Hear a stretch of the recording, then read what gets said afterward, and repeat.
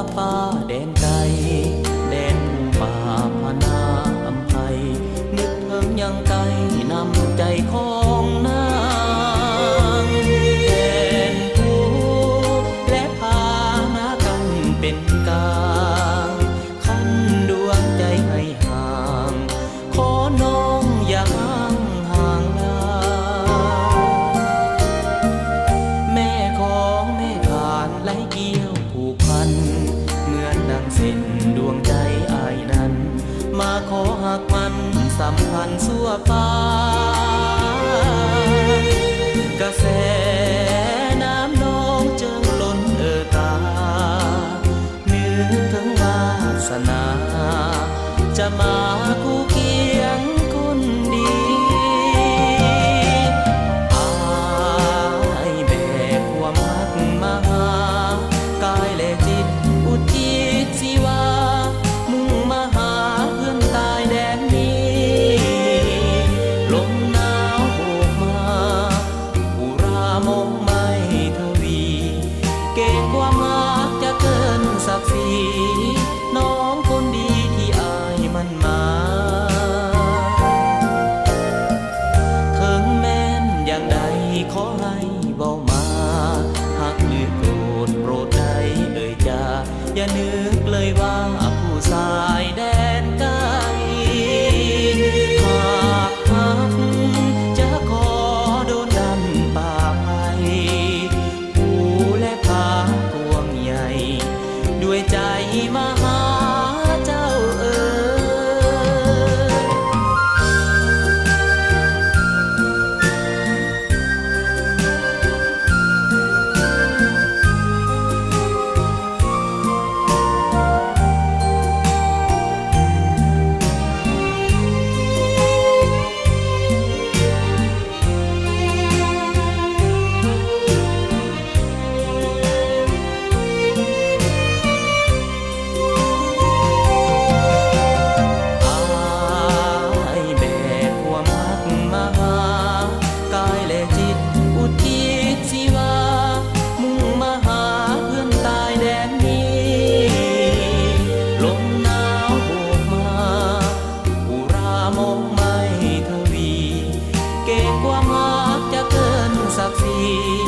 น้องคนดีที่อายมันมาถึงแม้นอย่างใดขอให้เบามาหากหรือโกรธโปรดใดจ้าอย่านึกเลยว่าผู้สายแดนไกลหากหักจะขอโดนดันป่าไผ่ผู้และพาพวงใหญ่ด้วยใจมาหาเจ้า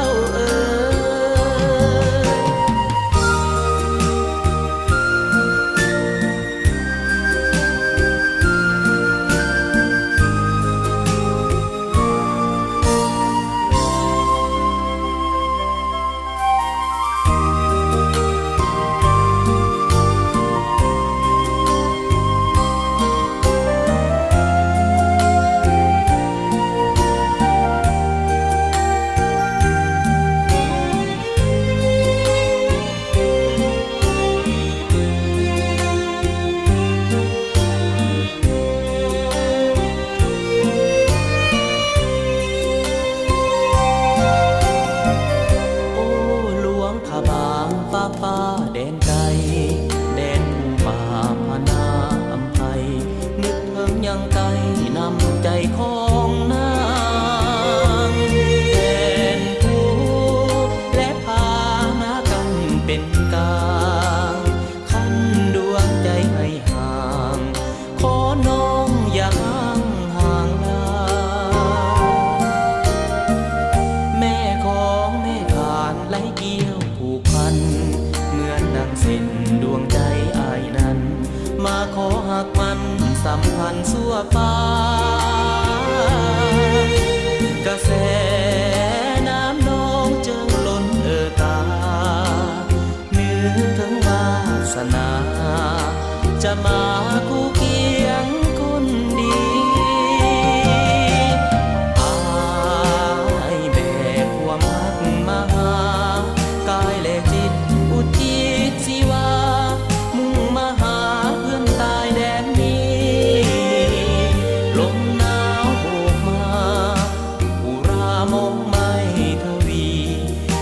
ความรักจะเกินศักดิ์ศรีน้องคนดีที่อายมันมาถึงแม้นอย่างใดขอให้เบามาหากหรือโกรธโปรดใดเอ่ยจาอย่านึกเลยว่าผู้สายแดนไกลหากหักจะขอโดนดันป่าไผ่ผู้และพากวงใหญ่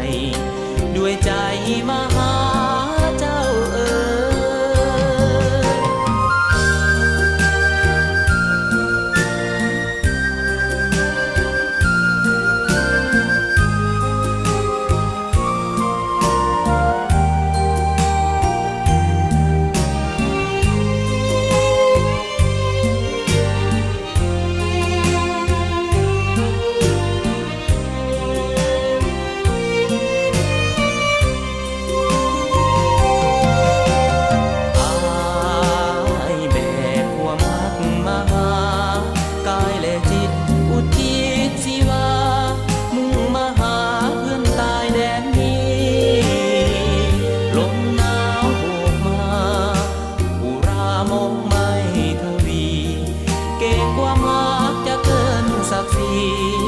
น้องคนดีที่อายมันมา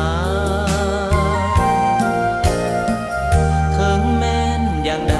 ขอให้เบามาหากหรือโกรธโปรดใดเอ่ยจาอย่านึกเลยว่าผู้สายแดนไกลหากหักจะขอโดนดันป่าไผ่ผู้และพากวงใหญ่ด้วยใจมาหาเจ้าเอ๋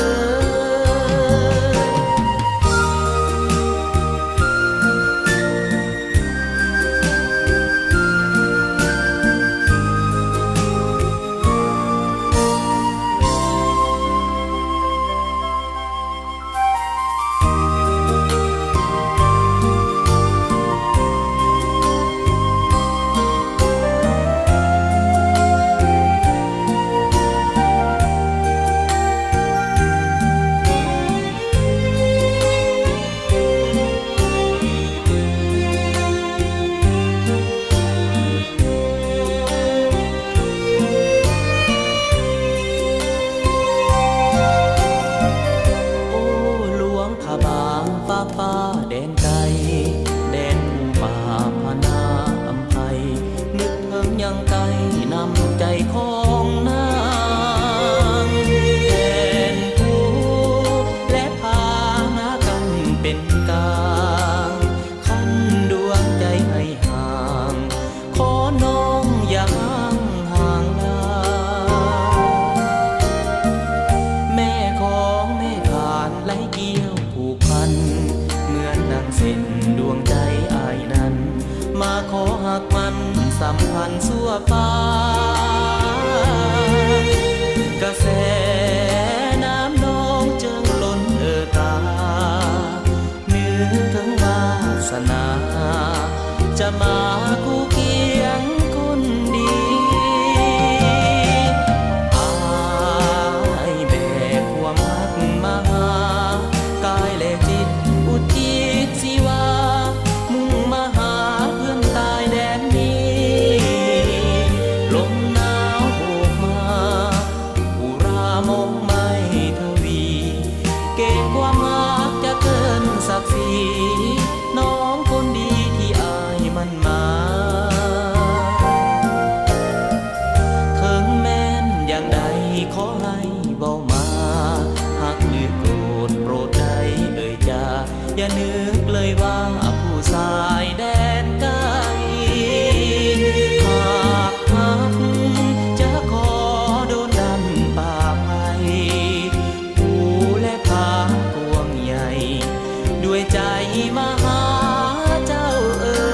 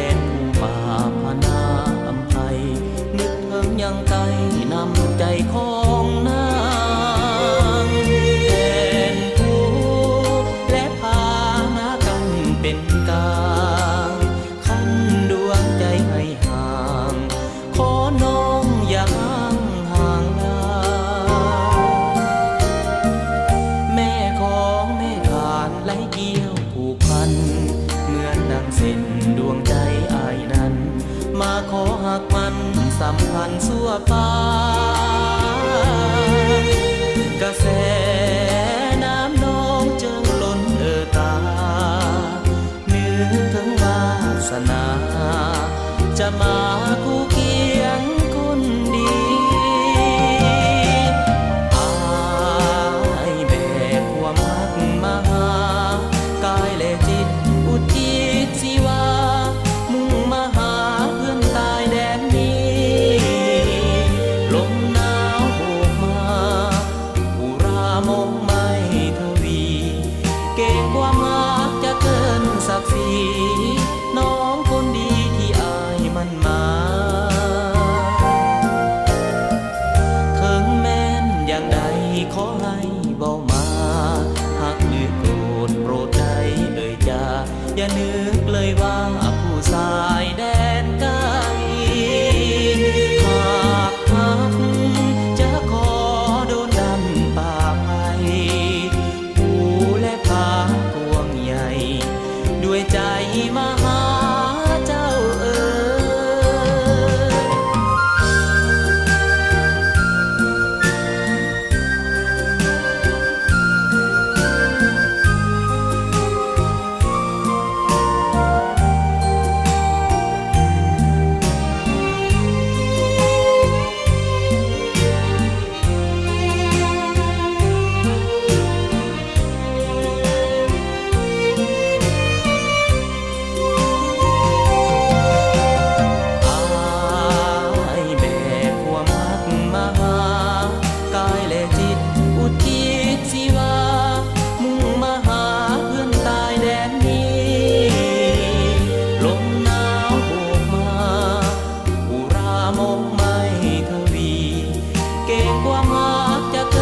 ศักดิ์ศรี